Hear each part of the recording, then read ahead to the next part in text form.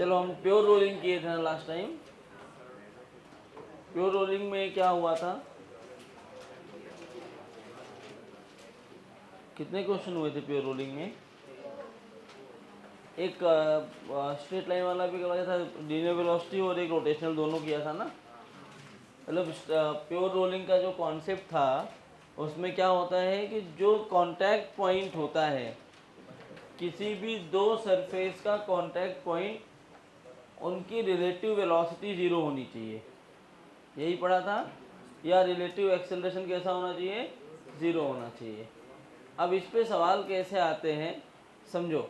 एक और सवाल करते हैं। मान लो एक टेबल है इस तरह से,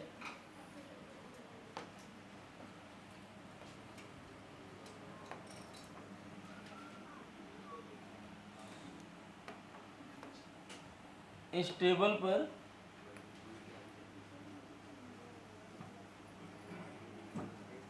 यहाँ पर एक ये सिलेंडर लगा हुआ है,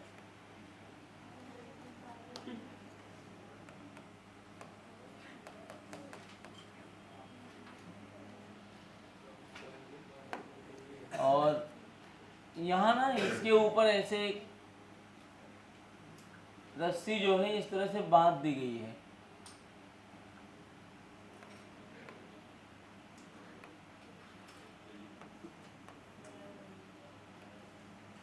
इधर एक स्मॉल एम मास रखा है, सिलेंडर का मास है एम और रेडियस है आर। सवाल समझ में आ रहा है क्या है? एक सिलेंडर है, उसके ऊपर ऐसे रस्सी बांध दी गई बहुत सारी, फिर उसको एक मासलेस और फ्रिक्शनलेस पुली से जोड़ा गया है। पुली के ये साइड में एक ब्लॉक जिसका मास एम है उसको हैंग कर दिया गया। अब अगर ये ब्लॉक नीचे आएगा तो क्या ये रस्सी से बढ़ेगी? रस्सी अपनी लेंथ बढ़ाएगी, और रस्सी अपनी लेंथ बढ़ा रही होगी तो क्या ये सिलेंडर भी एक्सेलरेट करेगा? तुम्हें बताना है इस कंडीशन में इस ब्लॉक का एक्सेलरेशन क्या होगा। जो पुली है it is massless and frictionless. कैसे करेंगे ध्यान से देखो, कि ट्राई करोगे, करना चाहोगे? करो। अच्छा, सिलेंडर के लिए फ्रिक्शन दिया नहीं है लेकिन फ्रिक्शन होगा जरूर। क्यों होगा आपको सोच के बताना है, और किधर होगा।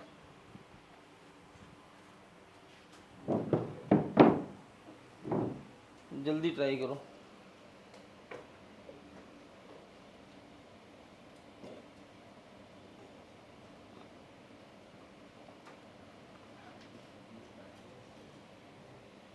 आज दो लोग नहीं आए हैं ऐसा सुनने में आया, कौन से दो लोग हैं वो?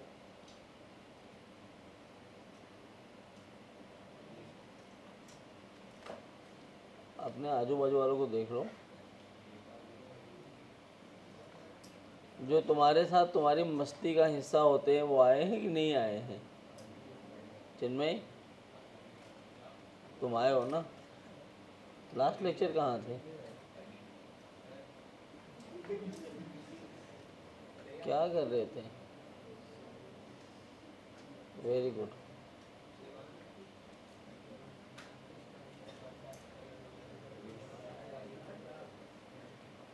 ये दिमाग निकाल के ना अलमारी में रख दो, अगले जन्म में काम आएगा। कहीं इस्तेमाल ना हो जाए, घिस जाएगा तो।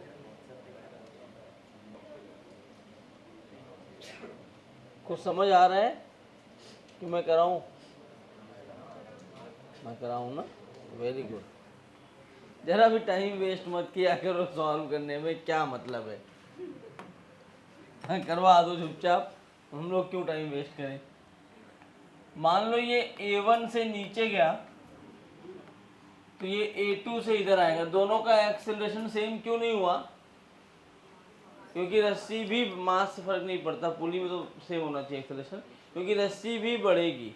तो पहले जो फोर्स लगाओगे वो दो पार्ट में जाएगा। रस्सी अपने आप को आगे लेके जाएगी, और रस्सी के आगे जाने से सिलेंडर की जो वो है वो बढ़ता जाएगा, ये एक्सेलरेशन। अब क्या होगा, ये A2 हुआ और ये A1 हुआ। ये पूरा सिस्टम ऐसे अगर A2 से आगे जाएगा, ये सिलेंडर देख रहे हो, ये A2 क्या करेगा, इसको ऐसे आगे लेके जाएगा। जब ये ऐसे आगे जाएगा तो क्या स्लिपिंग होने लगेगी, बोलो हाँ।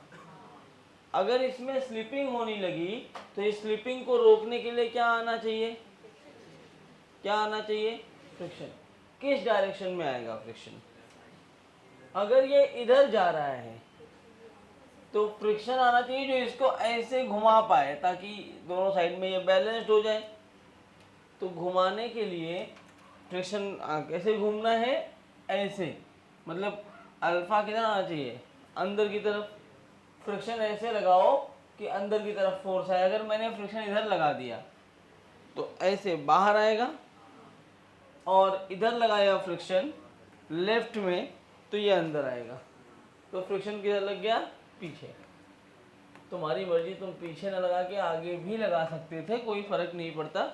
अगर आगे लगा दोगे फ्रिक्शन तो बाद में फ्रिक्शन की वैल्यू नेगेटिव आने लगेगी। इतनी बात में कोई दिक्कत है किसी को?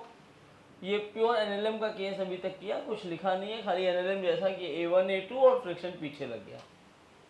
जितनी चीजें बन के आ रही है इनके हिसाब से इक्वेशन लिखो, देखो क्या हो रहा है। FBD बनाओ तो नीचे क्या आएगा, mg, ऊपर क्या आ गया T, और यही टेंशन T तो यहाँ पर भी पहुंच जाएगा। तो स्मॉल m के लिए अगर मैं लिखता हूँ तो क्या आया इक्वेशन, क्वेश्चन क्या है था, स्मॉल m का एक्सेलरेशन का। तो mg minus T is equal to ma1, और दूसरा इक्वेशन क्या बनेगा, t minus F is equal to capital M। कितने वेरिएबल है, t वेरिएबल है, f वेरिएबल है, A1 है और A2। तो इक्वेशन भी कितने चाहिए होंगे, जितने वेरिएबल उतने इक्वेशन ना। T, F, A1, A2 कितने वेरिएबल हुए, तो इक्वेशन 3 क्यों, 4 इक्वेशन चाहिए, 2 दिख गए। तीसरा कहाँ से लाओगे, तीसरा यहां से ला सकते हो,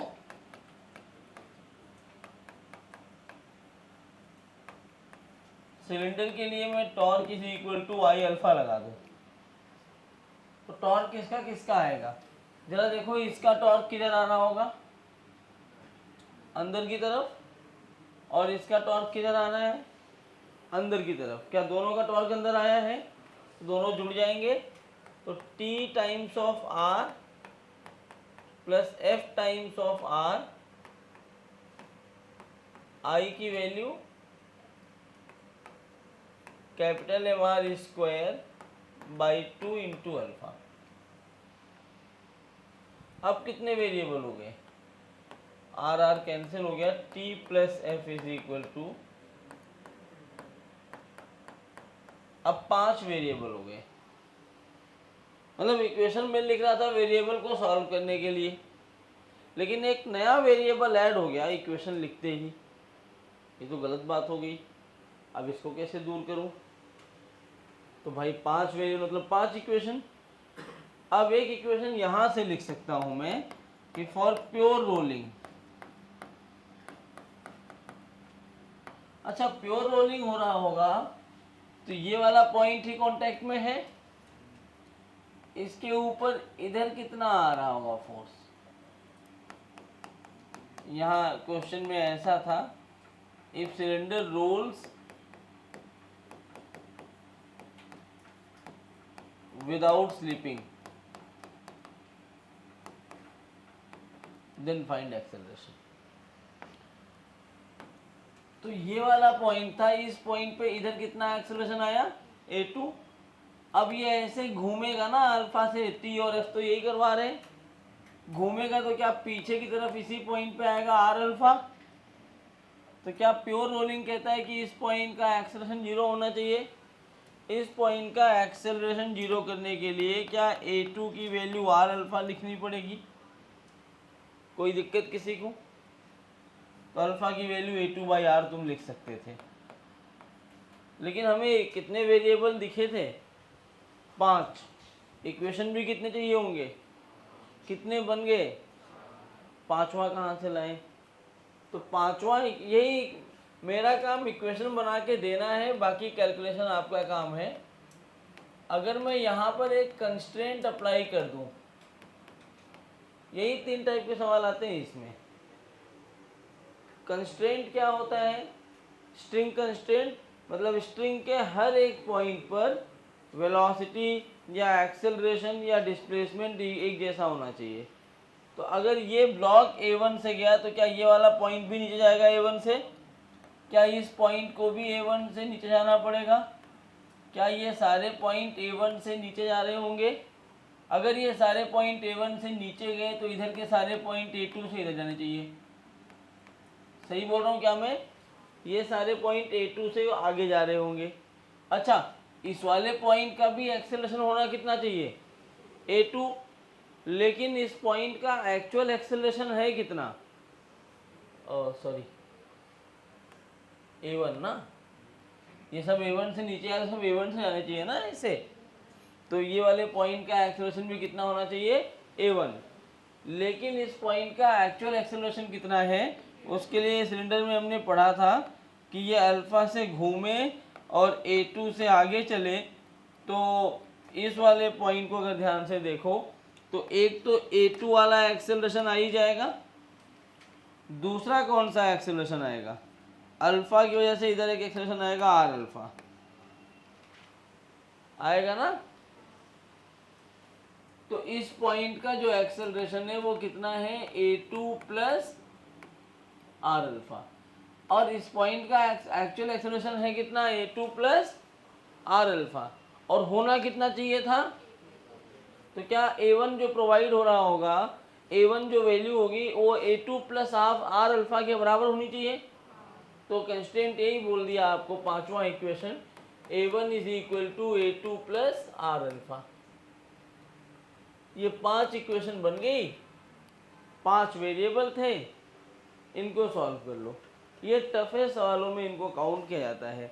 मैंने क्या किया है ध्यान से देखो, पहले मुझे तो पता ही नहीं था कंस्टेंट लगाना है कि नहीं लगाना है, प्योर रूलिंग लगाना है कि नहीं लगाना है।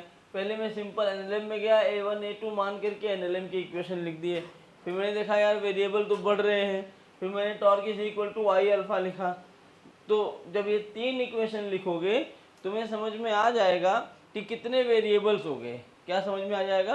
कितने वेरिएबल्स हुए। और जैसे ही सारे वेरिएबल मिल गए, अब मुझे 5 मिले, समझ में आया 5 इक्वेशन चाहिए।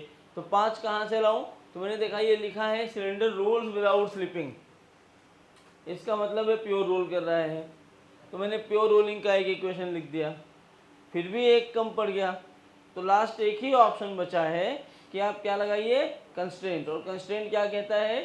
स्ट्रिंग के हर एक पॉइंट की वेलोसिटी इक्वल होनी चाहिए। तो अगर इस पॉइंट की वेलोसिटी A1 है तो इस पॉइंट की वेलोसिटी भी A1 होनी चाहिए। और एक्चुअल वेलोसिटी उस पॉइंट की कितनी है? A2 plus r alpha.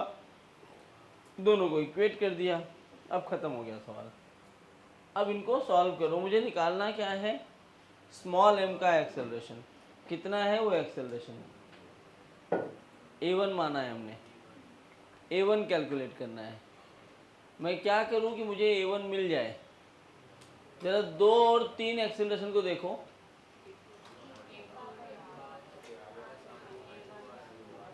Alpha को मैं A2/r लिख दूं। देखो इस इक्वेशन से,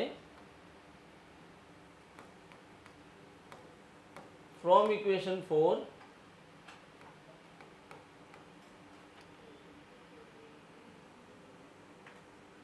r alpha is equal to A2, therefore A1 क्या लिखा सकता है? 2A2। जबकि मुझे क्या चाहिए? A1 चाहिए। तो मैं A2 को A1 के टर्म्स में लाऊं तो ये क्या बनेगा? A1/2। अब क्या करें? एक काम करो, इन दो इक्वेशंस को 2 और 3 को देखो,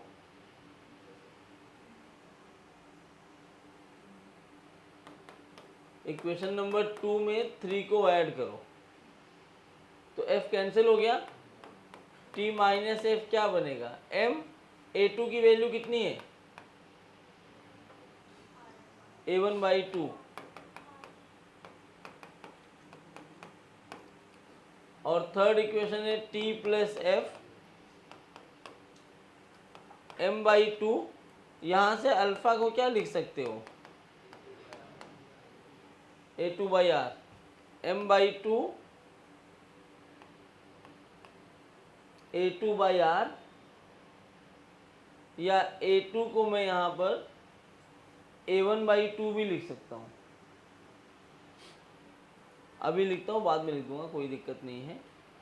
ऐड कर दो तो कैंसिल हो गया, 2t is equal to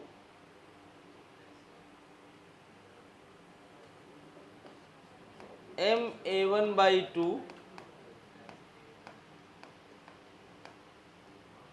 m a2/2r, सही है ना। कैलकुलेशन देखते रहना, कैलकुलेशन में कहीं गलती ना कर दूं।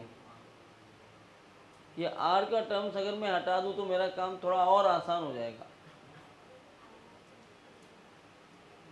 ओह, यहाँ एक r बच गया है, ये mr अल्फा होगा ना, अरे एक ही r तो कैंसिल हुआ, तो यहाँ एक r और आएगा, mr अल्फा था,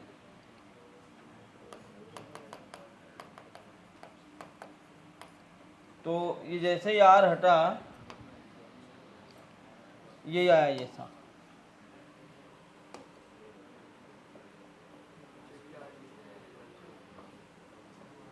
अब खाली कैलकुलेशन है,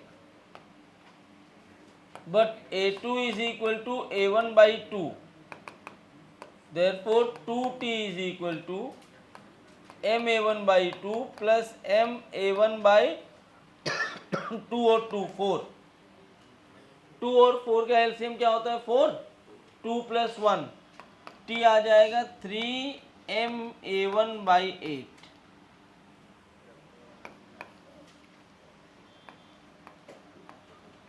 ये सबको समझ रहा है, मैं अकेले सॉल्व कर रहा हूँ। देखो ये मैथ्स से मेरा काम तो यही खत्म हो गया, 5वां इक्वेशन के बाद मैं इक्वेशन सॉल्व कर रहा हूँ। आपको हो सकता है इसके मल्टीपल मेथड है सॉल्व करने के, कोई और मेथड आ रहा हो तो उससे कर लेना। a1 चाहिए, अब t मेरे पास आ गया है, सब्स्टिट्यूटिंग t इन इक्वेशन 1, देखो a1 मिल गया तुम्हें, 1 में रखो तो mg minus 3m a1/8 is equal to small m a1, तो mg is equal to m a1 plus 3m/8 a1, ये इधर ऐसे लिख सकते हो 8mg/8m plus 3 capital M is equal to a1। ये सवाल था प्रॉपर,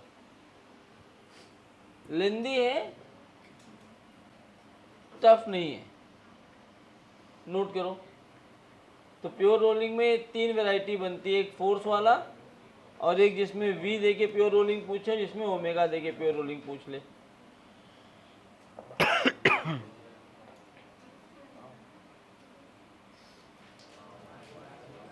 पूर्वा तो लास्ट लेक्चर में किधर थी, लास्ट लेक्चर में किधर थी, एब्सेंट थी।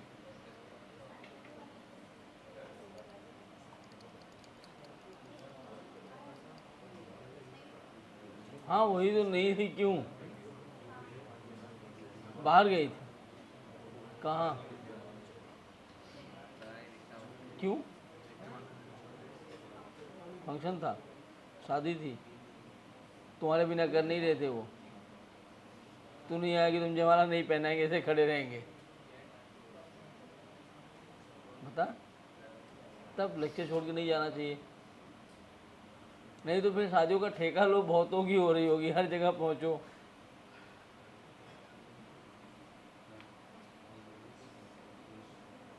पूरा कोरल टीम ले जाओ ना, जाना है तो मास बंक करो,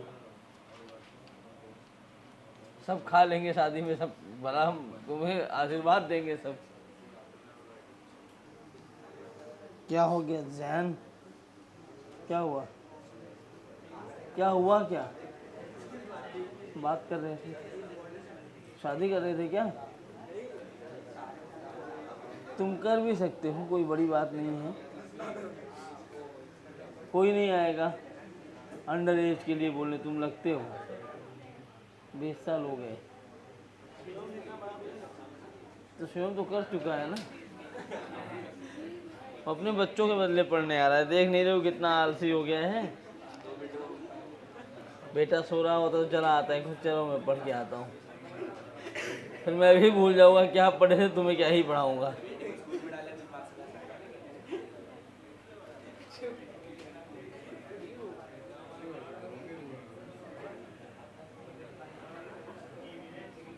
आवाज नहीं,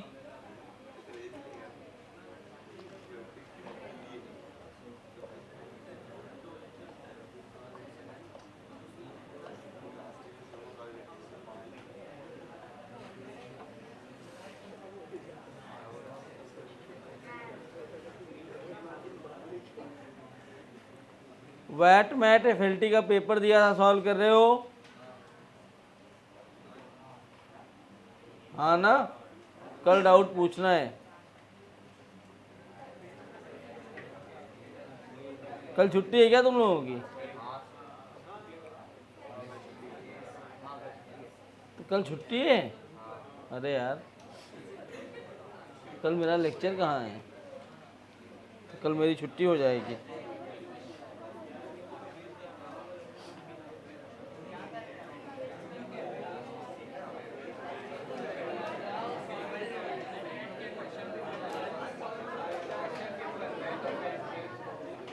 कल मेरी भी छुट्टी है।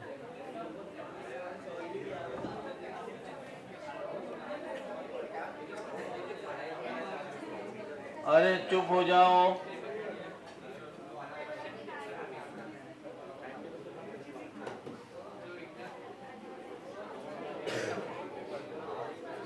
कृपया चुप रहिए, बोलना पड़ता है कि चुप बैठना है। लिख चुके? कितना अच्छा है ना, एक सवाल लिख के मैं सो जाऊं फिर उठूं फिर तुम लिखते ही रहोगे। शिवम क्या लिखा है, सॉल्व तो कर लेगा ना? तुझे बड़ा मतलब है, मैं घर पे फोन करूंगा तुम्हारी करवा दूंगा फिर।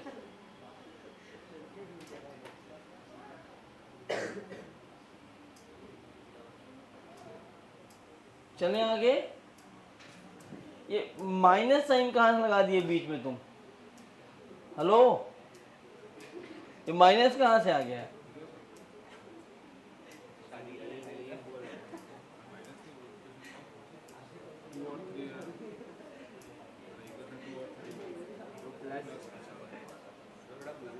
देख के भी गलत लिखता है।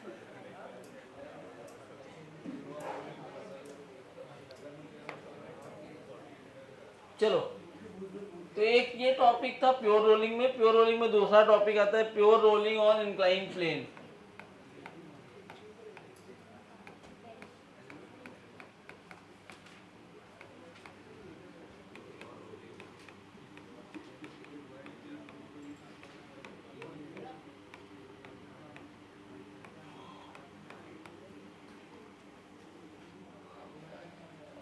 इंक्लाइन प्लेन पर प्योर रोलिंग के सवाल कैसे आएंगे, ध्यान से देखो। ये कोई सवाल नहीं आता है इस पे, आप अगर देखेंगे तो डायरेक्ट ये कॉन्सेप्ट ही पूछ लेता है, अलग से कुछ पूछता ही नहीं है, सीधा सीधा यही कॉन्सेप्ट आपसे पूछता है जो यहाँ हम लिख रहे हैं। एक कोई भी सर्कुलर ऑब्जेक्ट है,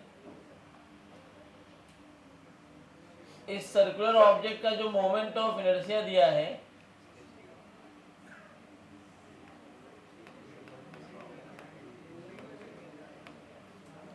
ये दे दिया आपको CMR²। क्या दे दिया? सी एम आर स्क्वायर क्यों लिखा मैंने? अगर रिंग की बात करो, सी से तुम्हारा नाम नहीं है, कोई खुश हो गया सी, अरे वाह। नहीं, चिन्मय नहीं खुश हुआ था, विराज की बेंच थे। हाँ, सबको पता है, लेकिन अपना नाम ऐसे गाया मत करो। तो सी एम आर स्क्वायर में यहाँ जो सी है वो तुम गलत सी समझ रहे हो। इसका मतलब है कांस्टेंट। कैसा कांस्टेंट? अगर आप ध्यान से देखो तो जितने भी सर्कुलर ऑब्जेक्ट आपके पास हैं, कौन कौन से हैं? रिंग है, डिस्क है, हॉलो स्फीयर है, सॉलिड स्फीयर है, ये सब सर्कुलर ऑब्जेक्ट्स हैं। रिंग का मोमेंट ऑफ इनर्शिया बोलो क्या होता है? M R. डिस्क का हॉलो, क्या खा रहा है तू? जा थूक क्या हो, माइक बदल गया, जा उठ जा जल्दी।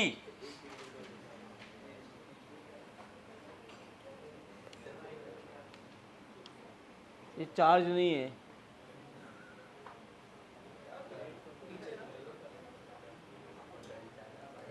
जो चल रहा होगा वही लाना, और अगर उसमें ये चीज़ ना हो तो पट्टा ले आना।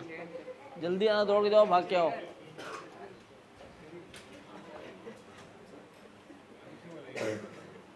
हाँ, तो प्योर रोलिंग की बात कर रहे थे हम लोग। प्योर रोलिंग में रिंग का हमने बोला एम आर स्क्वायर है, डिस्क का क्या है? M R square by 2, hollow sphere 2/3 M R square, solid sphere 2/5 M R square, hollow cylinder M R square, solid cylinder. जितने भी ये मैंने बताया आपको, सिलेंडर्स हो, रिंग, डिस्क, स्फीयर्स, सब में आपको एक चीज़ तो दिख रही है, एम आर स्क्वायर सब में आ रहा है। बस रिंग है तो 1 एम आर स्क्वायर, डिस्क है तो 1/2, हॉलो स्फीयर है 2/3, सॉलिड स्फीयर है तो 2/5। क्या ये नंबर ही बदल रहा है? इसी नंबर को मैंने एक कांस्टेंट मान लिया सी, तो जितने भी हैं सबके लिए एक ही चीज़ लिख सकते हैं हम, C M R square is the moment of inertia. अगर ये रिंग होगा तो सी की वैल्यू 1 रख देना, डिस्क हुआ तो सी की वैल्यू हाफ, हॉलो स्फीयर हुआ तो 2/3, सॉलिड हुआ तो। अब होगा क्या, जरा ध्यान से देखो, अगर मैं इसकी एफ बी डी बनाऊँ तो इसकी एफ बी डी में आपको दिखेगा कि एक फोर्स इधर लग रहा होगा, M G sine theta.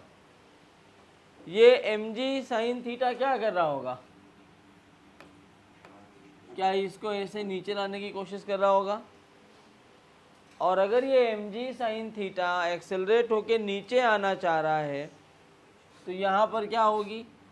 Slipping. उस स्लिपिंग को रोकने के लिए फ्रिक्शन किधर आएगा? पीछे, तभी वो स्लिपिंग को रोक पाएगा। अब फ्रिक्शन आया, ये फ्रिक्शन क्या करेगा? क्या इसको ऐसे अल्फा देगा? डब्बे में रखा होगा यार, जाओ रुको मैं आता हूँ।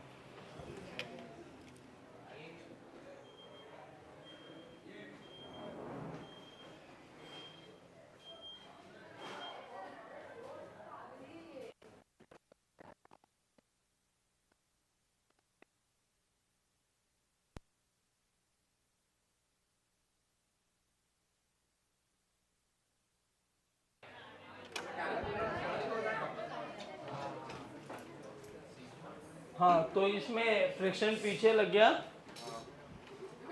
एम जी साइन थीटा आगे लग गया। अब ये यहाँ से प्योर रोल होता हुआ यहाँ तक आएगा। मुझे इसमें बताना है, सवाल क्या पूछते हैं वही मैं डायरेक्ट पूछ रहा हूँ, कि अगर एक रिंग, एक disc, hollow sphere, solid sphere, hollow cylinder और सॉलिड सिलेंडर, सबको सेम इंक्लाइन प्लेन से, मतलब जहाँ फ्रिक्शन भी सेम है, मास भी उनका आइडेंटिकल रखा, छोड़ दिया गया एक ही जगह से,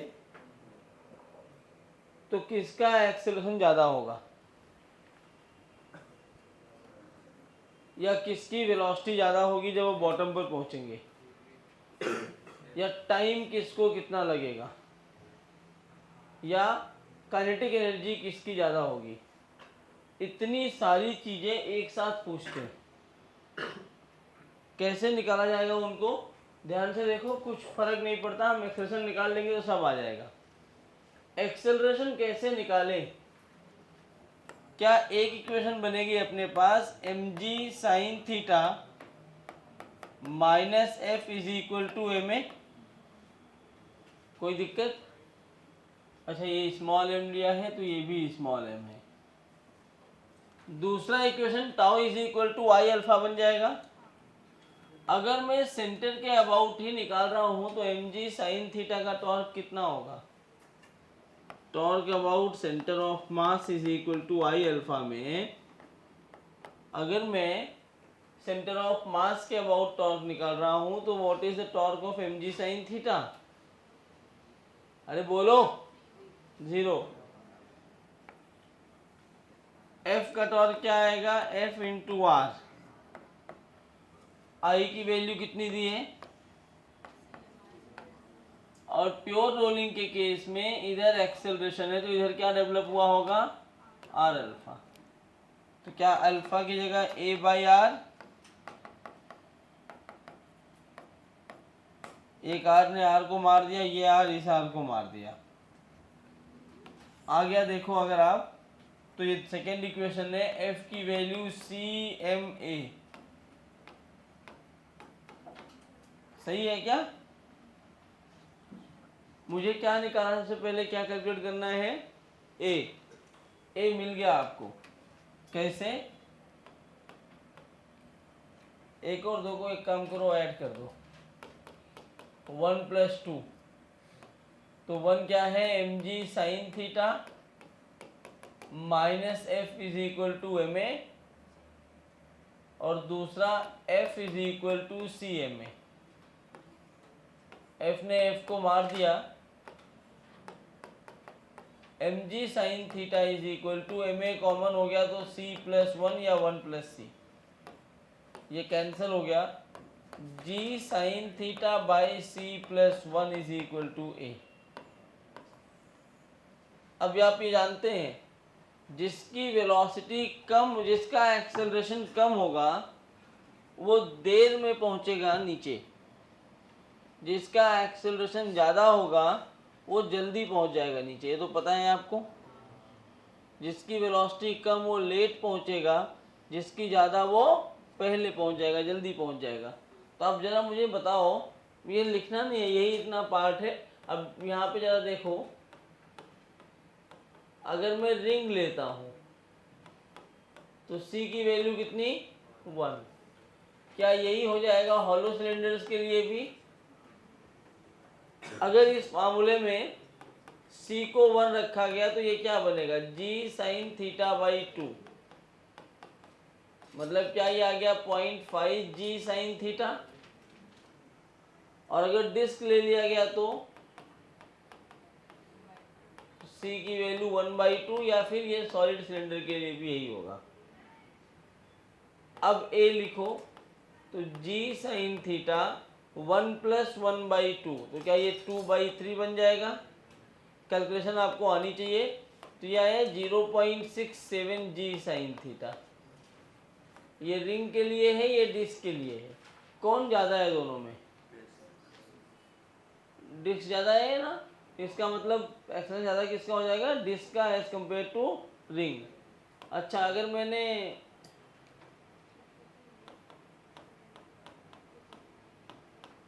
हॉलो स्फीयर लिया तो C कितना हो जाएगा, तो जब 2/3 रखोगे यहाँ पे 2/3 + 1 5/3, क्या ये A बन जाएगा हॉलो स्फीयर के लिए 3/5,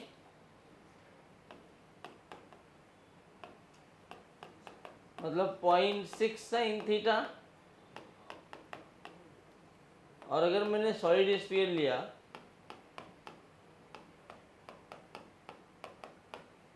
तो C 2/5 होता है, तो 2/5 रखो, 7/5 बनेगा, मतलब A of solid sphere is 5/7 g sin theta. 5/7 is approximately 0.7 g sin theta. क्या सबका एक्सेलरेशन आपने लिख दिया है? अगर आप इनके एक्सेलरेशन को देखेंगे तो आपको एक चीज़ यहाँ से समझ आएगी, वो क्या है, देयरफॉर अगर डिसेंडिंग ऑर्डर में लिखना है, सबसे ज़्यादा एक्सेलरेशन किसका दिख रहा है? सॉलिड स्फीयर का। उसके बाद डिस्क, और डिस्क के साथ जो आएगा वो सॉलिड सिलेंडर का भी। SC मतलब सॉलिड सिलेंडर, SS मतलब सॉलिड स्फीयर। इसके बाद कौन है? हॉलो स्फीयर, HS मतलब हॉलो स्फीयर। और लास्ट में कौन आएगा? रिंग या फिर हॉलो सिलेंडर, HC। ये एक्सेलरेशन है। ये कहाँ से आया? मैंने ये इस वैल्यू, इस फार्मूले में GC की क्या वैल्यूज रखी है देखना पड़ेगा आपको। अच्छा, अगर एक्सेलरेशन आ गया तो जिसका सबसे ज़्यादा एक्सेलरेशन, क्या उसको सबसे कम टाइम लगेगा? मतलब ये आपको बताता है कि solid sphere, hollow sphere, disc, अगर इन सबको एक साथ छोड़ा गया तो सबसे पहले कौन नीचे आएगा? Solid sphere. फिर कौन आएगा? डिस्क। फिर उस डिस्क के साथ में ही कौन पहुंच जाएगा? Solid cylinder. और फिर आएगा हॉलो सिलेंडर, उसके बाद हॉलो स्फीयर, सॉरी। इसके बाद आएगा एक्सेलरेशन ऑफ रिंग, जो बराबर, सॉरी, टाइम ऑफ रिंग,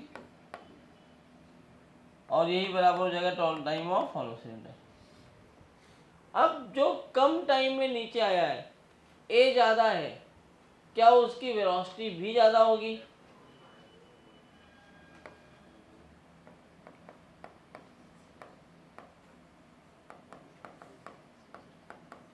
ये खाली केस एनालाइज करवाते हैं तुमसे।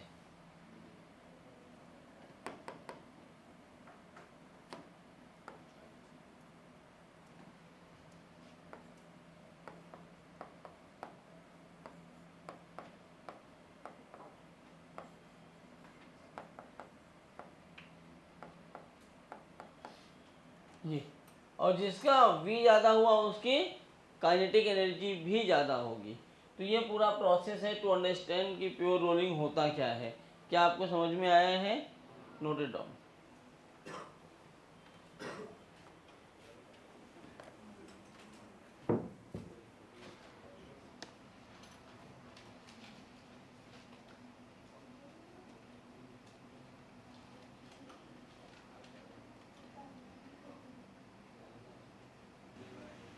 जल्दी लिखो।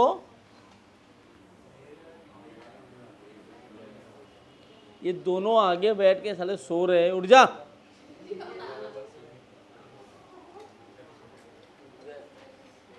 आगे बैठ के सो रहा है, हो गया, सो जाएगा।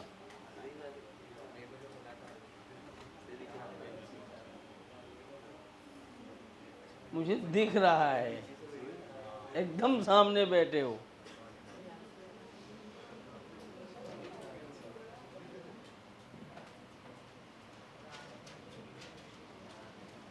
हाँ हाँ, बन रही है बॉडी, जाओ जिम वगैरह बराबर करो। कहाँ पढ़ाई लिखाई में आए हो?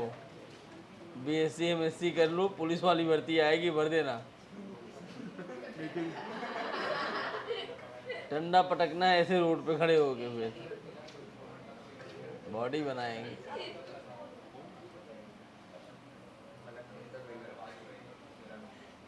जब जेब में लक्ष्मी रहती है ना तो बॉडी भी अच्छी लगती है।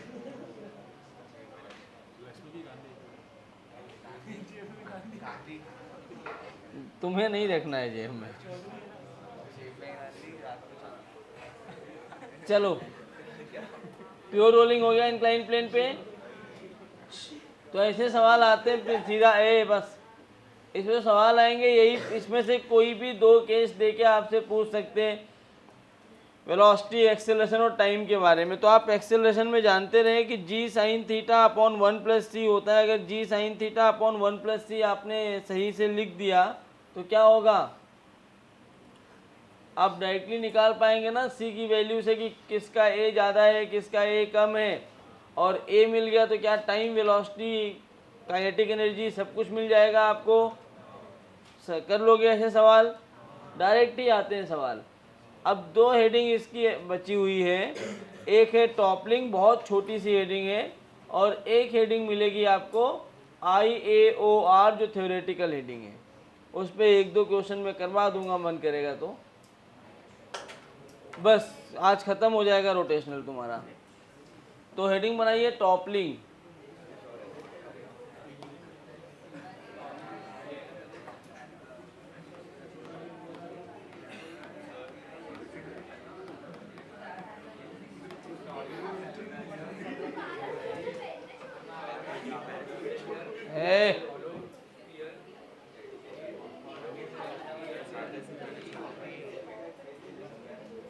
ख़त्म होगा तब छोड़ूंगा ना।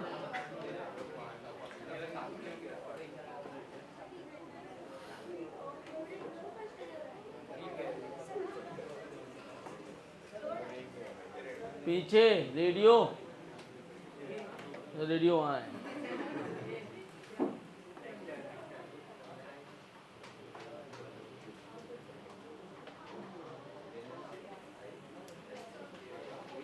किसका पेन कहाँ घूम रहा है, तुम लोग पेन लेके नहीं आए हो।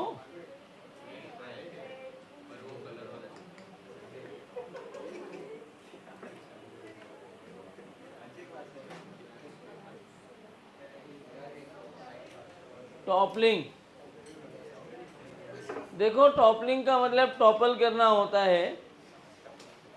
टॉपल करना, लुढ़क जाना अच्छी बात है खराब बात है। ये रोड लुढ़कता है, अच्छी बात नहीं है। कभी गटर में लुढ़क रहा होता है, कभी रोड पे। शाम को जब ले लेता है तो लुढ़क जाता है।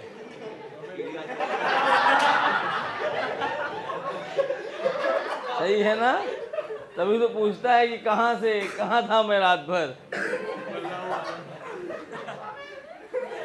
गलत बात है, तो लुढ़कना गलत बात है। ऐसे ही जब कोई भी गाड़ी अगर लुढ़क जाती है, पलट गई, तो अच्छी बात नहीं है, वो खराब बात है।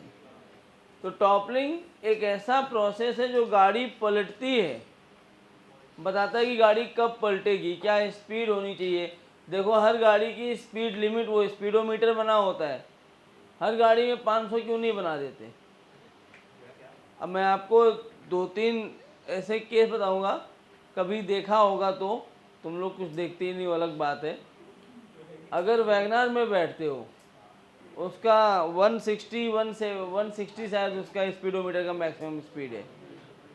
अगर आप BMW में बैठते हो तो उसकी स्पीड 300 तक दिखती है। क्यों, क्या फ़र्क पड़ता है। अगर मैं वही इंजन लगा दूं जो BMW में लगा हुआ है, क्या आप 300 भागेगी वो। क्यों,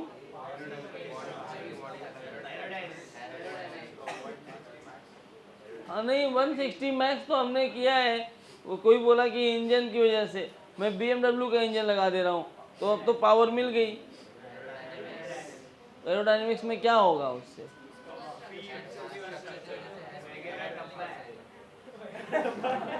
तो उससे फर्क क्या पड़ेगा।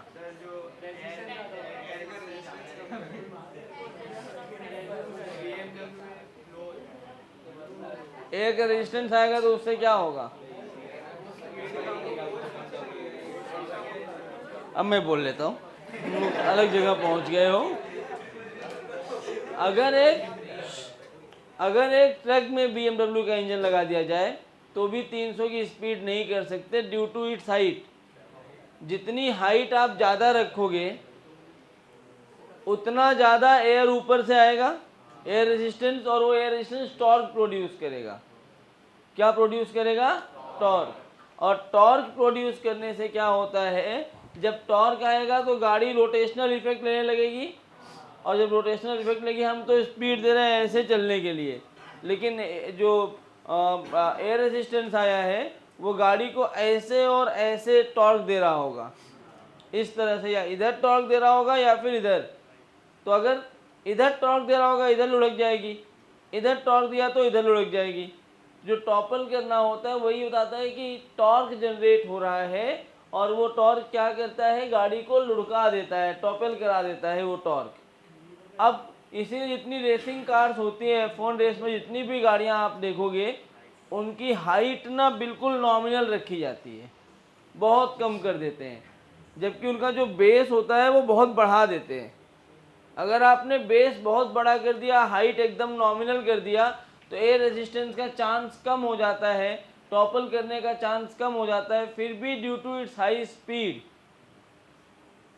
एयर रेजिस्टेंस आता है, टॉपल करने की कोशिश करती है, लेकिन बेस बड़ा होने से नॉर्मल के पास एक ऑप्शन होता है कि आप नॉर्मल शिफ्ट कर सकते हैं। तो नॉर्मल अपनी ओरिजिनल पोजीशन से आगे पीछे लगता है। अगर अपने ओरिजिनल पोजीशन से वो शिफ्ट होके इधर गया, और जितना टॉर्क जनरेट हो रहा है उतना ही टॉर्क नॉर्मल ने भी जनरेट कर दिया अपोजिट, तो क्या वो टॉर्क का इफेक्ट बैलेंस आउट हो गया? क्या आप टॉपल करना बंद हो सकता है? तो यही सवाल होता है इसमें।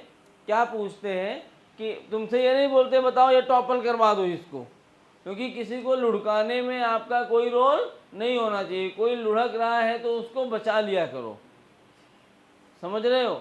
वैसे ही टॉपल करने के टाइम पे क्या होता है, एयर रेसिस्टेंस या अदर फैक्टर से जो टॉर्क जनरेट हो रहा होता है, एयर रेसिस्टेंस या फिर अदर फैक्टर से जो टॉर्क जनरेट हो रहा होता है, उस टॉर्क को बैलेंस आउट करने के लिए, उस टॉर्क को बैलेंस आउट करने के लिए नॉर्मल अपने आप को शिफ्ट करता है सेंटर ऑफ मास से। अगर बैलेंस्ड है तो नॉर्मल किधर लगेगा, कहाँ पर लगेगा? अगर सब कुछ बैलेंस्ड है तो कहाँ लगेगा? सेंटर ऑफ मास पे। लेकिन जरा भी टॉर्क जनरेट हो रहा है किसी भी दूसरे फोर्स से, तो नॉर्मल क्या करेगा, अपने आप को आगे पीछे शिफ्ट कर लेगा, जिससे वो जितना टॉर्क जनरेट हो रहा है उतना ही काउंटर टॉर्क जनरेट कर पाए। अगर काउंटर कर पा रहा है तो रुक जाएगा, लेकिन उसकी भी एक लिमिट है, उतना ही वो काउंटर कर सकता है, उससे ज़्यादा काउंटर करना उसके बस की बात नहीं है। समझ में आ रहा है मैं क्या बोल रहा हूँ? कोई दिक्कत? तो लिखो, normal shift its position, normal shift its position, normal shift its position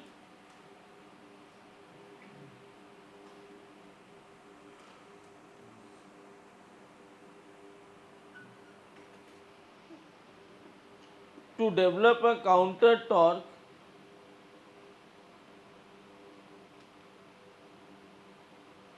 counter torque का मतलब जो टॉर्क आया होगा उसके opposite. To develop a counter torque to prevent slipping, sorry to prevent toppling, to prevent toppling. तो toppling को बचाने के लिए नॉर्मल अपने आप को शिफ्ट करता है। कैसे शिफ्ट करता है?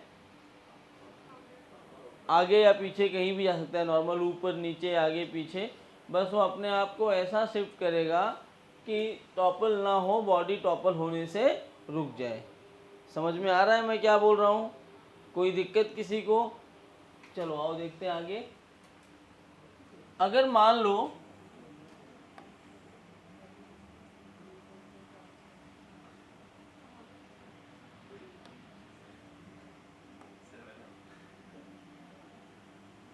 क्या हो गया,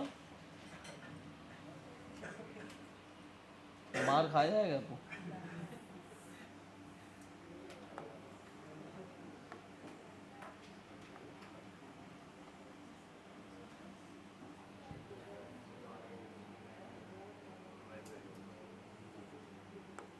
एक क्यूबिकल ब्लॉक रखा है मैंने,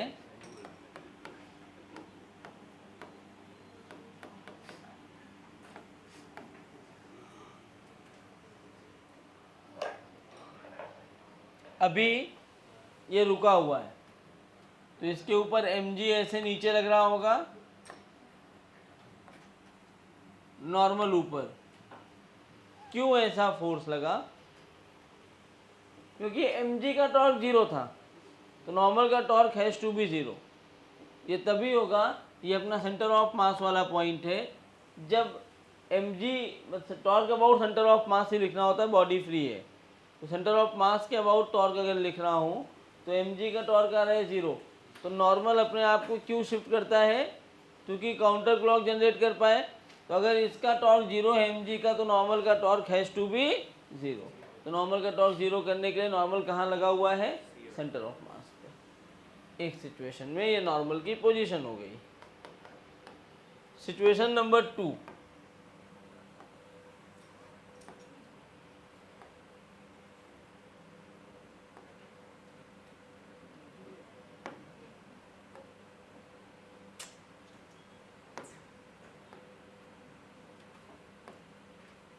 एकदम टॉप मोस्ट पॉइंट पर मैंने फोर्स F लगा दिया। ये क्या है? It is a cube of side a, है वही चीज।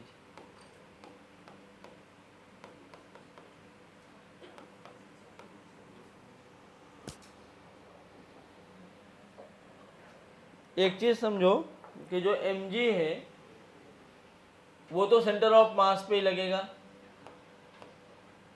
वो अपनी पोजीशन तो चेंज कर ही नहीं सकता।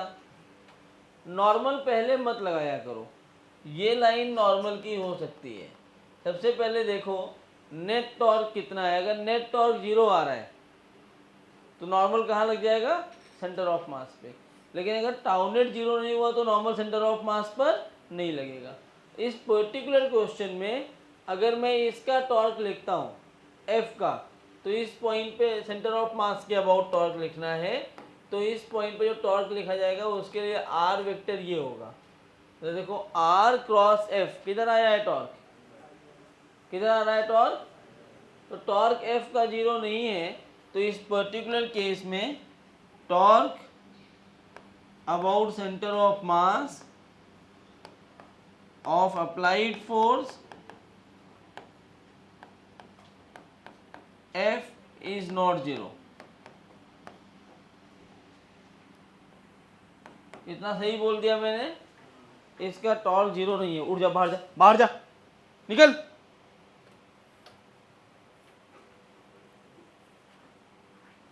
किससे बात कर रहा तू?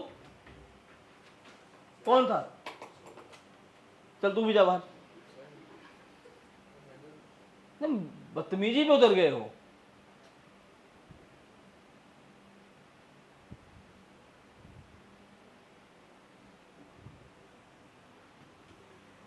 तो अप्लाइड फोर्स का टॉर्क कितना है इसमें? 0। ये जो टॉर्क देख रहे हो ना, ये टॉर्क मैं फोर्स लगा सकता हूँ, वो भी हो सकता है। अगर एक ब्लॉक रखा है यहाँ पर तो उसमें मैं फोर्स लगा रहा हूँ, वो भी हो सकता है। लेकिन अगर ये मूव कर रहा होगा तो ये फोर्स ए रेसिस्टेंस से भी मिल सकता है, या कोई और फोर्स हो सकता है। जैसे मान लो मैं हाइट पे जा रहा हूँ, पहाड़ों पे गाड़ियाँ चला रहा हूँ, तो मेरे कर्व होने की वजह से सेंट्रीफ्यूगल फोर्स से मिल रहा हो। कोई भी फोर्स हो सकता है जो यहाँ पे लग रहा हो। ये बॉडी को टॉपल कराने की कोशिश करेगा क्योंकि इसका टॉर्क 0 नहीं है। अगर ये बॉडी को टॉपल कराने की कोशिश करेगा तो नॉर्मल का सबसे पहला काम क्या होगा? टॉपलिंग रोकेगा। नाउ नॉर्मल जो है वो शिफ्ट हो जाएगा फ्रॉम इट्स पोजीशन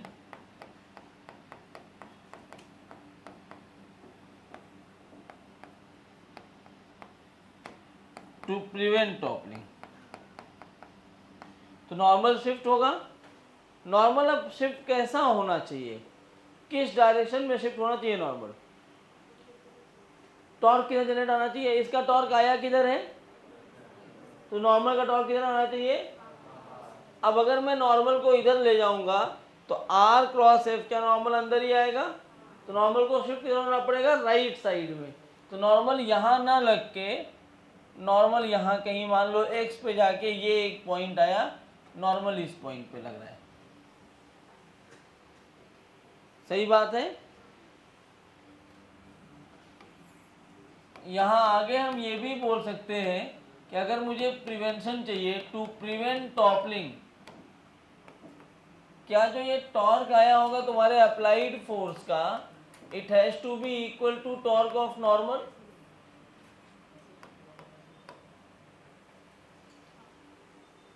तभी तो प्रिवेंशन रुक जाएगा ना।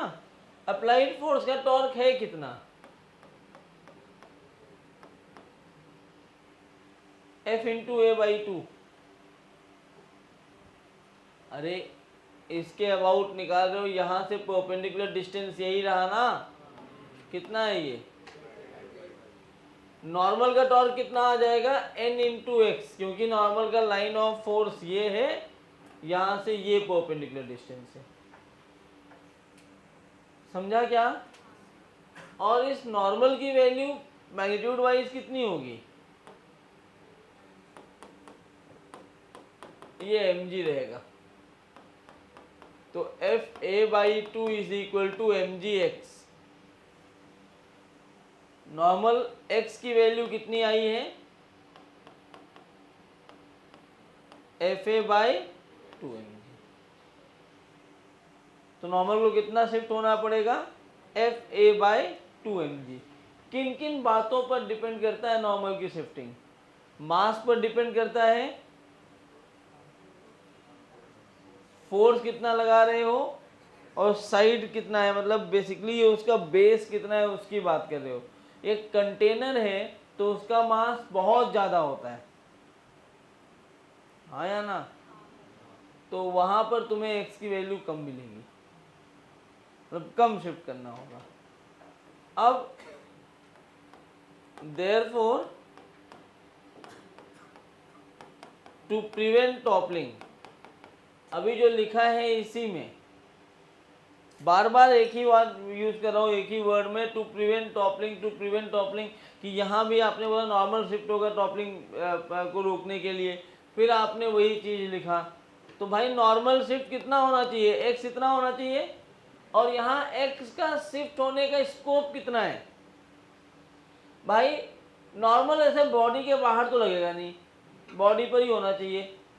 तो एक्स यहाँ हो सकता है 0 पर, कहाँ हो सकता है, या फिर यहाँ से यहाँ तक जा सकता है।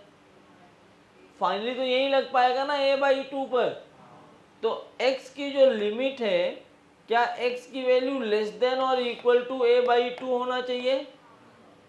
अगर x की वैल्यू a बाई टू से ज़्यादा हो गई तो रोक तो सकता है नॉर्मल, लेकिन उस नॉर्मल को x के बाहर, a बाई टू के बाहर रखने का कोई स्कोप मिला ही नहीं। अगर a बाई टू के बाहर नॉर्मल एक्ट होने का कोई भी स्कोप नहीं मिल रहा है, इसका मतलब है बॉडी टॉपल कर जाएगी, बॉडी रुकेगी नहीं। जब ट्रक वगैरह टॉपल करती है यही चीज़ होती है। समझ में आ रहा है क्या? टॉपलिंग से बचाने के लिए कुछ जो बेसिक चीज़ें हैं जिनका हम इस्तेमाल कर सकते हैं, उसमें एक ये है, हाइट फैक्टर का ध्यान रखें अगर हम लोग स्पीड बढ़ा रहे हैं तो, क्योंकि एयर रेजिस्टेंस उतना तेज लगेगा। इसलिए जितनी भी रेसिंग कार्स होती हैं या नॉर्मल जो भी कार्स जो हाई स्पीड पे चल रही होती हैं, उनकी हाइट बहुत ही नॉमिनल रखा जाता है, जबकि जिनको स्लो चलाना है, जो कैरियर में जो व्हीकल्स हैं, उन सब की हाइट को बढ़ा करते हैं तो उसकी स्पीड कम कर देते हैं। और बहुत और भी चीज़ें होती है, ऐसा नहीं कि तुम टॉपलिंग सीख ले तो ट्रक बना दो, उसमें से एक फैक्टर ये भी है टॉपलिंग का। समझ में आया क्या? जरा लिखिए, एक दो सवाल करेंगे इसके ऊपर, फिर IAOR पढ़ेंगे, फिर छोड़ दूंगा। तुम लिखते रहो, मैं 2 मिनट में आया।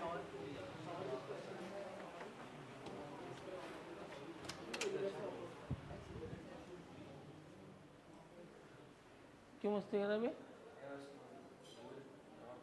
हाँ,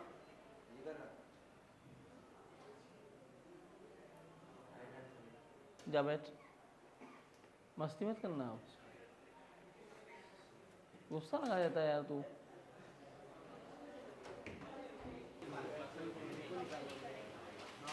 अच्छा, मूव करेगा, मूव करेगा कि नहीं अगर टॉपल नहीं कर रहा है तो? ये वाला बताओ, सवाल वही है।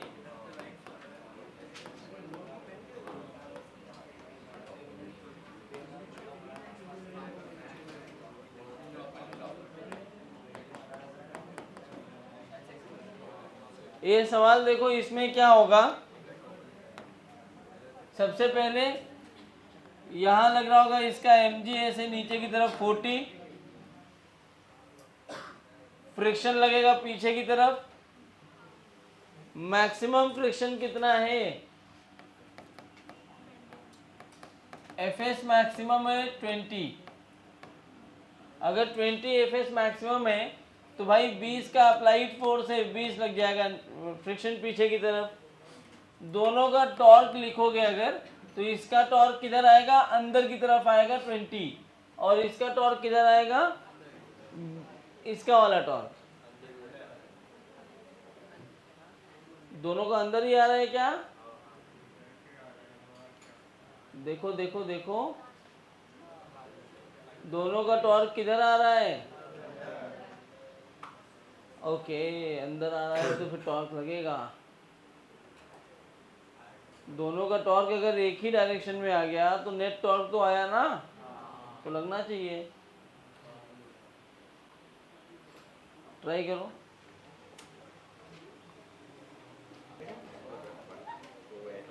नहीं आ रहा है 40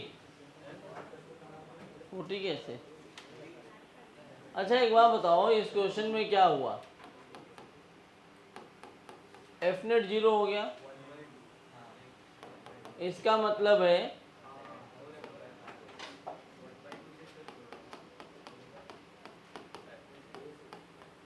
बॉडी विल नॉट मूव। लेकिन नेट टॉर्क अगर आप देखोगे तो it is not equal to 0।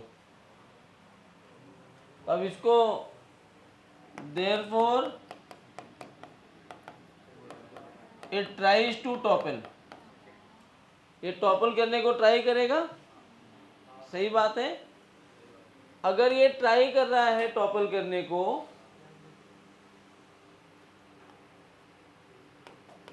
तो नॉर्मल अपने आप को शिफ्ट करेगा,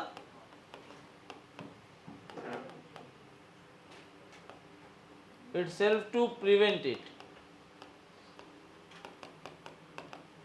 किधर शिफ्ट करना चाहिए नॉर्मल को, अभी हमारा नेट टॉर्क किधर आया, अंदर की तरफ, कैसे, अब टॉर्क लिखना आना चाहिए बच्चों, ये टॉर्क का एप्लीकेशन है, आर क्रॉस एफ अंदर है, इस फ्रिक्शन का भी टॉर्क किधर आया है, अंदर, तो दोनों टॉर्क अंदर है, नॉर्मल को बाहर की तरफ शिफ्ट होना पड़ेगा। मान लो नॉर्मल एक्स शिफ्ट होके यहाँ पहुंच रहा है, इस पॉइंट पे मैंने नॉर्मल लगाया, अगर ये ऐसा हुआ,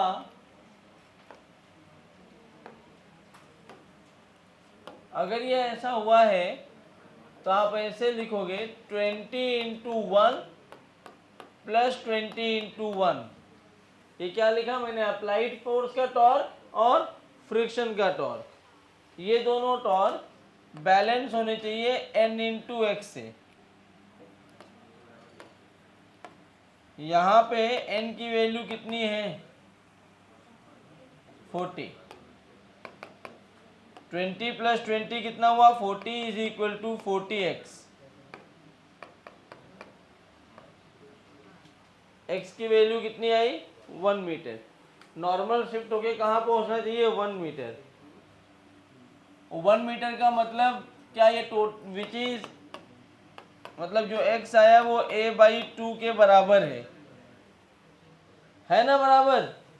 1 मीटर शिफ्ट होना है, सेंटर ऑफ मास से 1 मीटर पर ही वो पूरा सरफेस का एंड पॉइंट है, तो एंड पॉइंट पे नॉर्मल रख के इसको बचा सकता है ना। Therefore body will not rotate also, मतलब ना तो ये रोटेट करेगा और ना ही ये घूमेगा, अपनी जगह खड़ा रहेगा। सेकेंड केस, अब तुम ट्राई करो।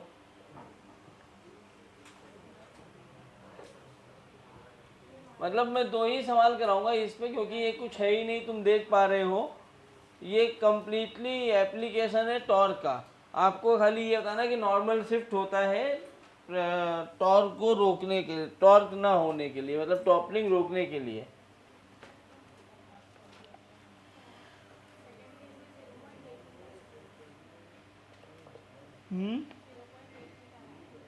तो 1 से कम है कि ज़्यादा है, कितना टोटल लेंथ कितनी है, टोटल लेंथ कितनी है? क्या 0.8 आया मीटर?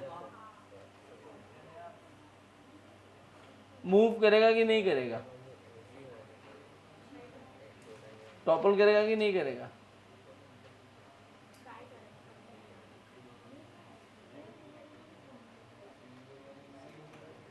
टॉपल भी नहीं कर रहा है।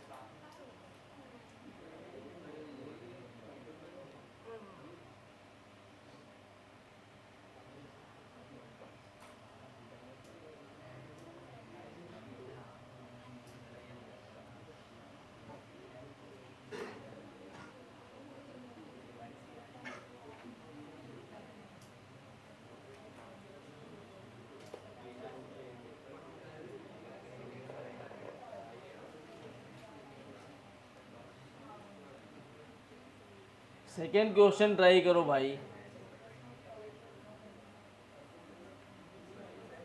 एक काम करता हूँ, आज इसको खत्म करके इलेक्ट्रो चालू करता हूँ। कौन नहीं किया? 11th आज खत्म हो जाएगा।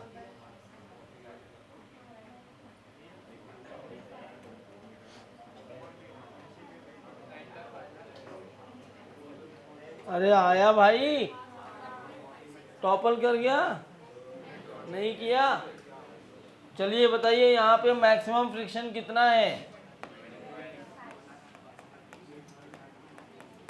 एफएस मैक्सिमम आया 25, लेकिन 20 लग रहा है, तो क्या पीछे भी 20 लग जाएगा? मैक्सिमम फ्रिक्शन नहीं लगता, स्टैटिक ही लगता है ना। तो क्या यहाँ ऐसा लिख सकते हो देयरफॉर, या ऐसा लिखो since F net is equal to 0 therefore the body will not move.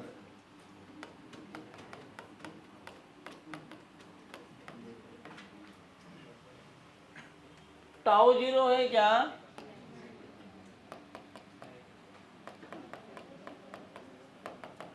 therefore normal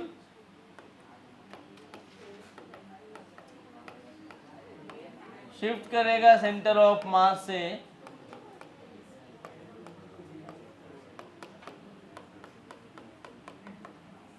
to prevent toppling.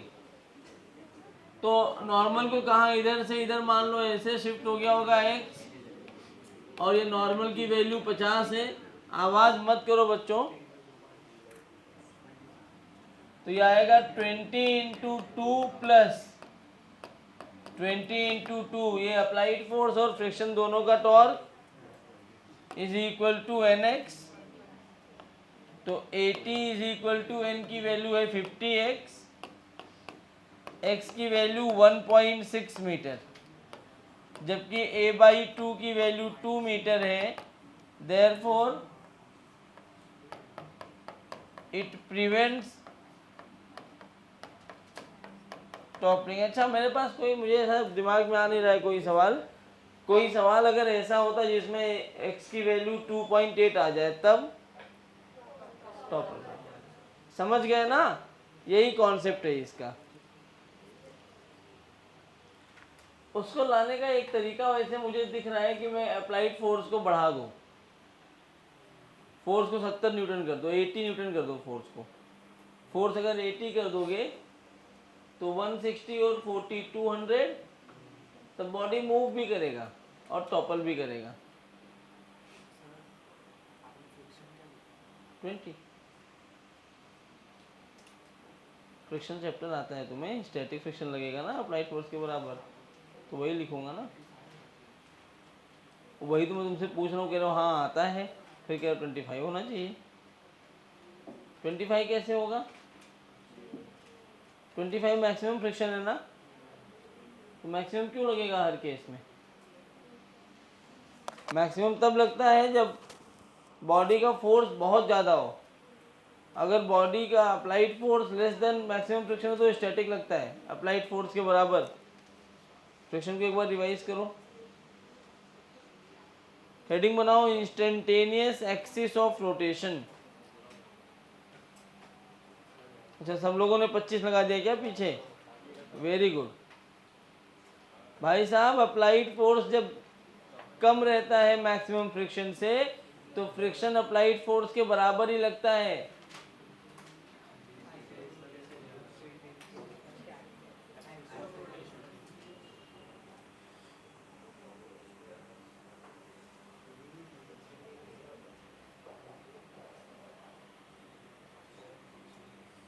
क्या रेडियो, क्या हो गया?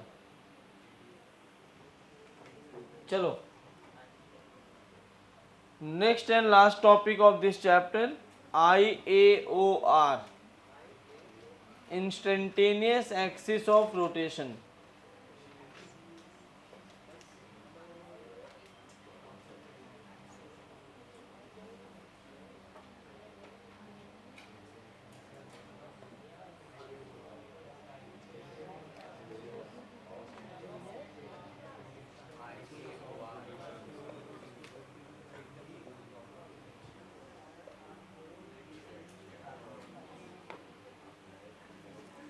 इंस्टेंटेनियस एक्सिस ऑफ,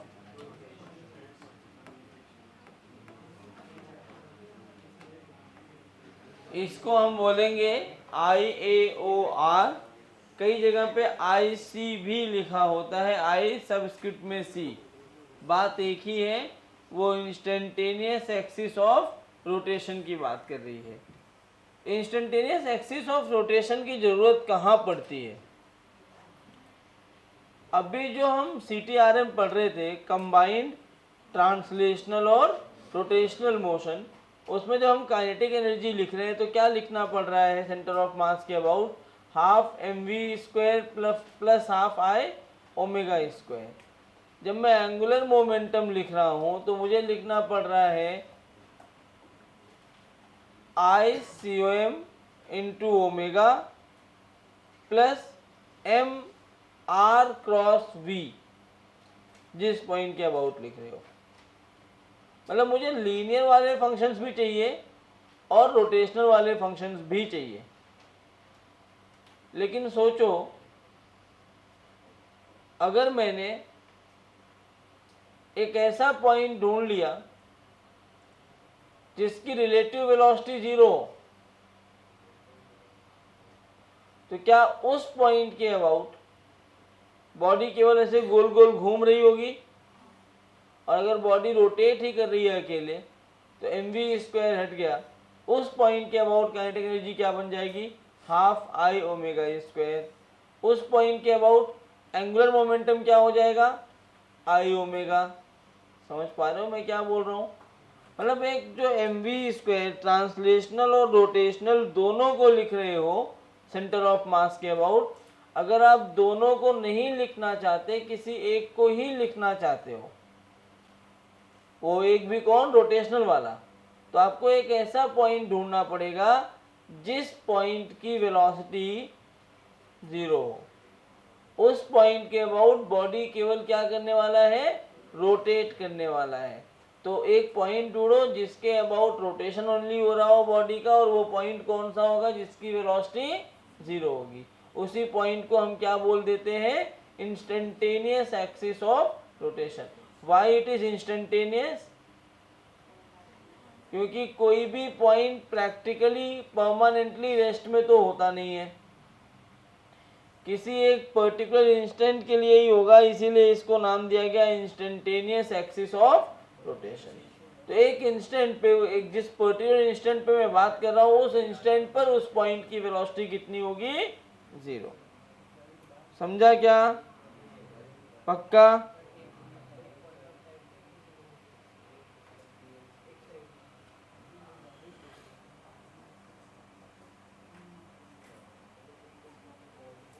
किसी को कोई दिक्कत तो नहीं है? इधर लिखिए इंस्टेंटेनियस एक्सिस रोटेशन की definition.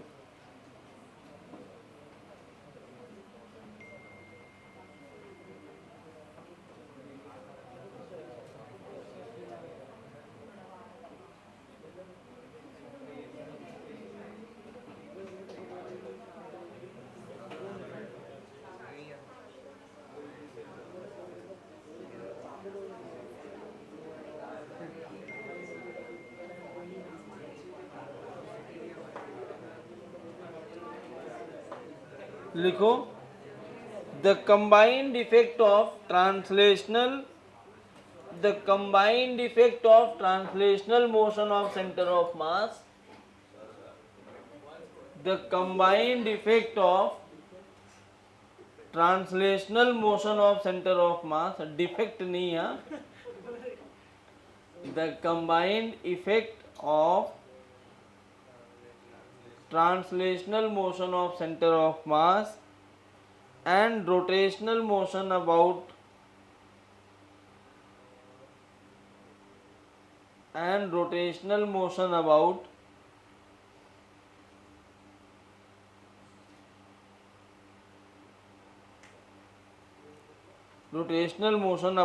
axis passing through the center of mass, about an axis passing through center of mass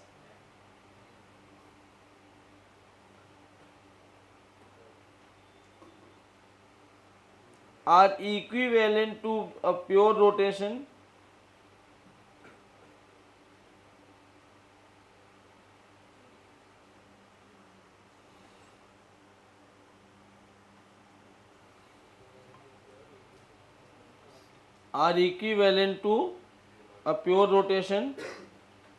with the same angular speed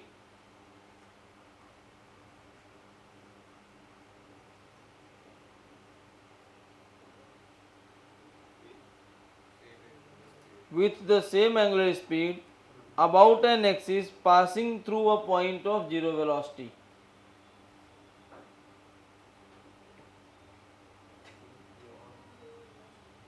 Same angular speed about an axis passing through the point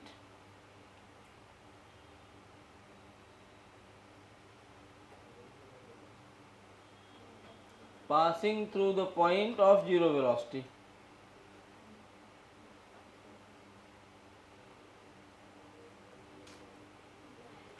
This axis is called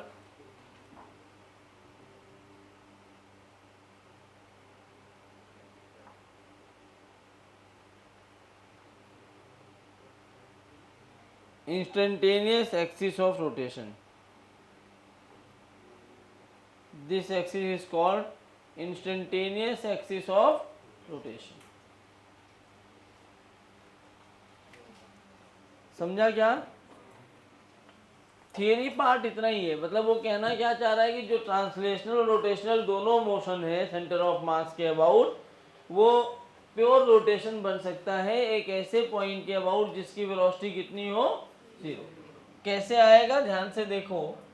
मान लो मेरे पास एक ये body है, spherical body है,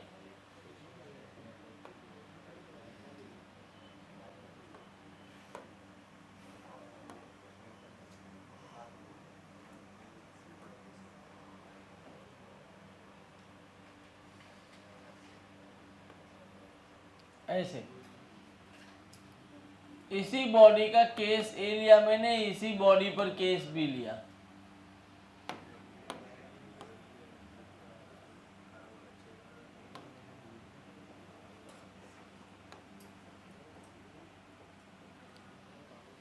ठीक है। अब इस बॉडी पर रेडियस आर दिया है, वेलोसिटी दिया है v। समझो ध्यान से,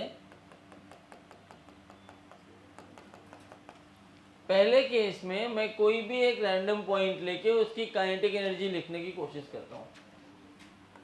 मान लो थीटा एंगल पर यहां एक पॉइंट है, इस पॉइंट की काइनेटिक एनर्जी लिखनी है, तो इसके पास एक तो ये वाली वेलोसिटी आएगी ना, और एक दूसरी ये वाली वेलोसिटी आने वाली है।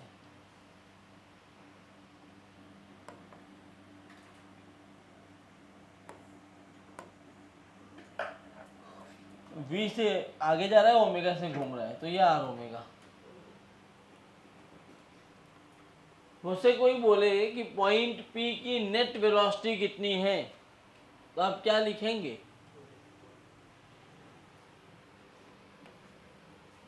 क्या आप लिखेंगे kinetic energy of P is equal to half mv² plus half mr omega square या फिर हाफ I ओमेगा स्क्वायर? अब यहाँ v क्या लिखना होगा? v ना तो ये है ना तो ये, v is the v net. इन सब की जगह पे अगर मैं ऐसा ढूंढ लूँ कि कोई एक ऐसा पॉइंट जो प्योर रोटेशन में हो, कैसा हो? अब वो पॉइंट कहाँ मिलेगा? आप सब जानते हैं अगर ये प्योर रोलिंग है तो क्या ये वाला पॉइंट है? इस पॉइंट की वेलोसिटी कितनी है? इसको ऐसे घुमा दो तो ये पहले v से घूम रहा था और ओमेगा से घूम रहा था। अब जब इसके अबाउट देखोगे तो क्या लिखा है? v और ओमेगा छोड़ दो, इस पॉइंट के अबाउट जो हमने लिया था अभी, ये वाला एंगल ये कितना था? थीटा ना। तो इस पॉइंट के अबाउट जो ये डिस्टेंस होगा ये तुम्हारा r डैश बन जाएगा और इस ये पॉइंट ऐसे ओमेगा से घूम रहा होगा, मतलब इस पॉइंट की जो वेलोसिटी लिखी जाएगी वो सीधा क्या लिखी जाएगी? r dash omega. यहाँ काइनेटिक एनर्जी डायरेक्टली लिख सकते हैं हाफ m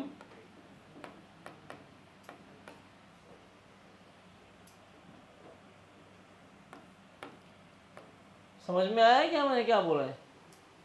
यहाँ mv² I ओमेगा स्क्वायर दोनों लिखा था, यहाँ मैंने क्या लिखा है?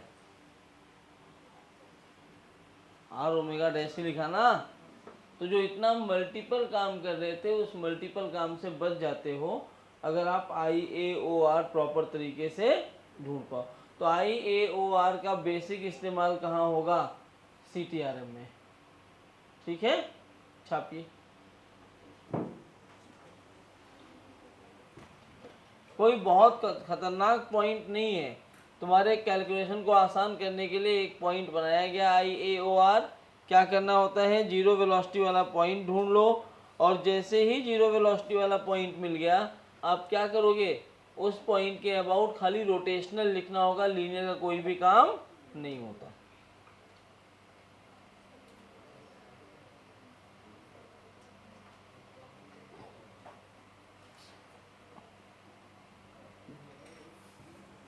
अगर आपको दिक्कत हो रही है तो ये वाला, ये तो समझ ही गया होगा ना, half mv² plus half I omega square. इसको मैं ऐसे भी तो लिख सकता हूँ, r ओमेगा ना, इसकी कैटेगरी ऐसे। किसके अबाउट निकाला आपने? किसके अबाउट निकाला है? ए पॉइंट के अबाउट ना। तो क्या लिखो? Half I about IAOR into omega square, बाकी कुछ मत करो। यहाँ से कैटेगरी आ जाएगी। जो यहाँ पे mv² और I ओमेगा स्क्वायर कर रहे हो वो एक पार्ट में कन्वर्ट हो जाएगा IAOR में। इससे क्या कैलकुलेशन थोड़ा आपको आसान दिखेगा, आप कंफ्यूज नहीं होगे। यही काम है इंस्टेंटेनियस एक्सिस ऑफ रोटेशन का, कि जो ट्रांसलेशनल रोटेशनल दोनों होता है उसको खाली रोटेशनल में कन्वर्ट कर देता है। CTRM वाली बॉडी को प्योर रोटेशन में कन्वर्ट करने के लिए IAOR का पॉइंट चाहिए होता है।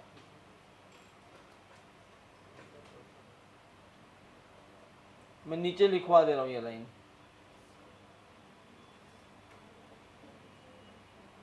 ये लिख लो फिर लिखवाता हूँ।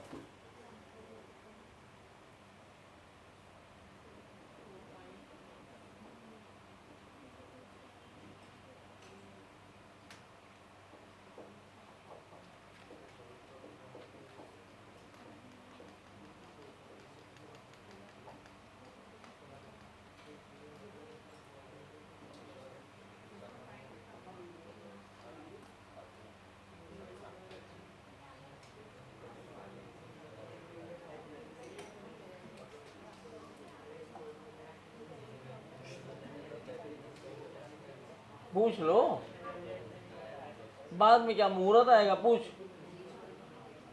पूछना।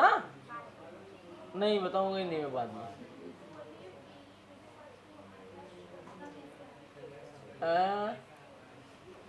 अगर वो तू ए पर बैठ गई है तो ए वाला पॉइंट तो रुका है ना, खाली गोल गोल घूम रहा है ना। जब कोई पॉइंट गोल गोल घूमता है उससे r डिस्टेंस का कोई पॉइंट की वेलोसिटी क्या होती है? आर क्या होता है, वो ऑब्जर्वर और ऑब्जेक्ट वाला पॉइंट, तो पी तुम्हारा ऑब्जेक्ट बन गया, ए ऑब्जर्वर बन गया, उनके बीच का डिस्टेंस आर डैश। मंद बुद्धि।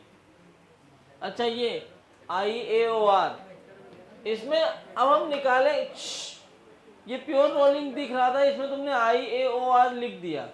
अगर ये प्योर रोलिंग नहीं होता तो आप आई ए ओ आर निकालेंगे कैसे? Location of I A O R, तो आई ए ओ आर की लोकेशन कैसे बताई जाए, ये सवाल है। पहला, अगर कोई भी रैंडम बॉडी दिया है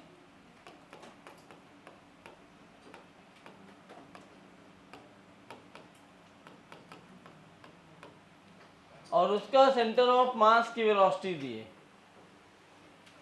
जैसे ये इसका मान लो सेंटर ऑफ मास है,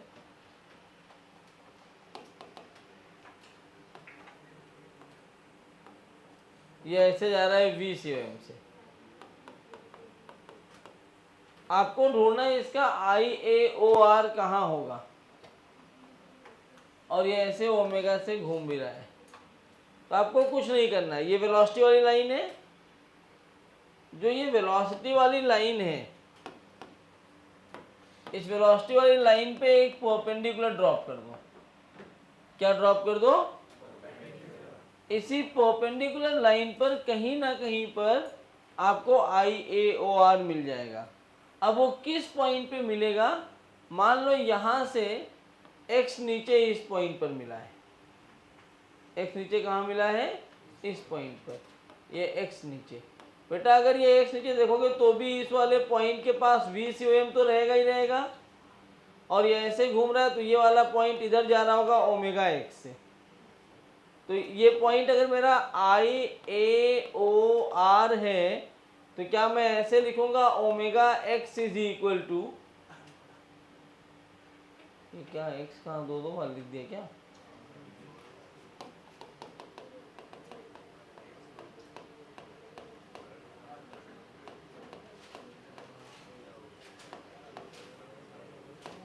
हाँ ये x है डिस्टेंस, तो इस पॉइंट की वेलोसिटी v, तो इधर आ जाएगा ओमेगा x, और ये पॉइंट कौन है? आई ए ओ आर। अगर ये आई ए ओ आर है तो इस पॉइंट की वेलोसिटी होनी कितनी चाहिए? 0। तो क्या v is equal to omega X कर दोगे तो यहाँ से x की वैल्यू आ जाएगी v ओमेगा। क्या यहाँ से आप निकाल पाओगे? मैंने क्या किया? कुछ भी नहीं किया है, सिंपल ये बोला है कि अगर v सेम दिया होगा तो I A O R will be at the line perpendicular to VCOM। कहाँ होना चाहिए? VCOM के perpendicular. Now this IAOR may lie inside the body, may lie at the surface of the body, or may lie outside of the body also। मतलब IAOR compulsory नहीं है कि उसी body पर हो, बॉडी के बाहर भी IAOR हो सकता है। समझ आया क्या? कोई दिक्कत?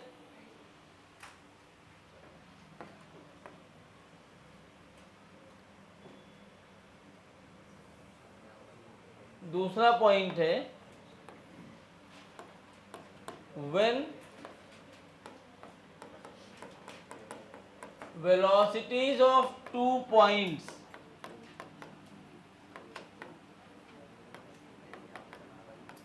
are given। जैसे एक पॉइंट यहाँ है, इसकी वेलोसिटी v1 पता है,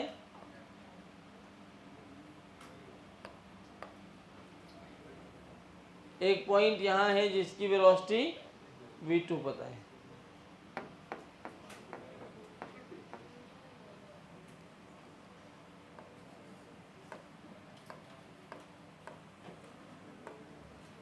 मतलब ऐसे घूम रहा है ये वाला पॉइंट ऐसे घूमेगा तो इसकी वेलोसिटी इधर होगी ना v1, और कोई पॉइंट ऐसे रैंडम कहीं भी ले लो, इसकी वेलोसिटी इधर होगी v2। Note the point v1 and v2, they both are the net velocity at that point. तो अगर नेट वेलोसिटी थे उस पॉइंट पे, तो आपको कुछ करने की ज़रूरत नहीं है, आप सिंपली ऐसे इन दोनों को एक लाइन बनाइए। क्या करिए, इनका एक लाइन बना दीजिए। इसी लाइन ज्वाइनिंग पर कहीं ना कहीं IAOR एग्जिस्ट करता है। बस IAOR में इतना ही जानना था।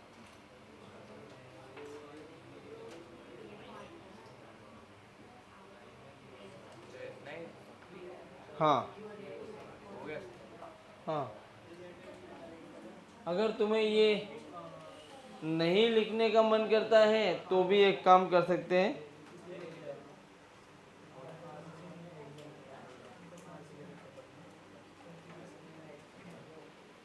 अब ये तो रैंडम हो गया ये ऐसे। इसका ही एक और एग्जांपल लिख लो कि V2 इधर हुआ,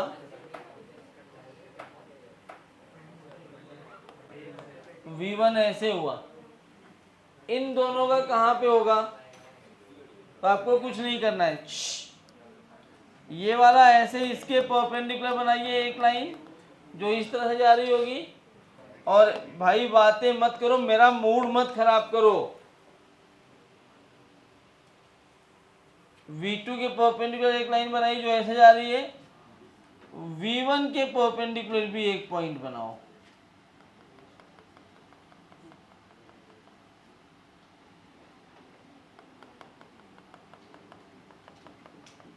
ऐसे जा रही है लाइन और V2 के परपेंडिकुलर लाइन ऐसे जाएगी। ये इनका पॉइंट ऑफ इंटरसेक्शन जो होगा वो कहलाएगा IAOR। ये दोनों केस आपको पता होना चाहिए। और ये सेंटर ऑफ मास से कितनी दूर होगा x मान करके खाली आपको इस तरह से कैलकुलेशन करनी है बस, ठीक है। खैर बहुत कम पूछते हैं, आप जानते रहो बस। ये क्या है, ये कैसे निकालते हैं? The intersection of lines passing perpendicular to the given velocities would be IAOR. The point of intersection की बात हो रही है। यही है तुम्हारा रोटेशनल। इस पे सवाल मैं नहीं करवा रहा हूँ क्योंकि आते ही नहीं है सवाल इस पे। आपको खाली IAOR पता हो तो उस पे ही आते हैं, V = ω/x पे। 99.99% केस में केस A पूछते हैं, कभी कभी केस B भी आपसे पूछ ले जाता है, लेकिन बहुत रेयरली। मेरी बात समझ में आ रही है? रोटेशनल ख़त्म हो चुका है, अच्छे से इसके क्वेश्चन सॉल्व करो। अगले लेक्चर में मैं इलेक्ट्रो चालू करूँगा, जाइए, बिना लिखे नहीं।